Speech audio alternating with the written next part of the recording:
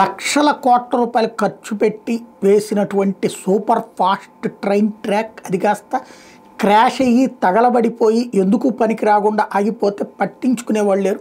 దానికి కారకులు ఎవరో శిక్షించిన వాళ్ళు లేరు. ట్రంప్కి ఇప్పుడు అదే కోపం వచ్చింది. తాజాగా కాలిఫోర్నియాకి సంబంధించి $128 బిలియన్ బుల్లెట్ ట్రైన్కి సంబంధించి తగలబడినటువంటి ఉదంతం మీదన ఇప్పుడు విచారణకు ఆదేశించాడు. టోటల్గా అక్కడ $128 బిలియన్ లాసే, తగలబడినదే $13.6 బిలియన్. ఇది టోటల్గా ఒక మైలు కంప్లీట్గా పోయింది.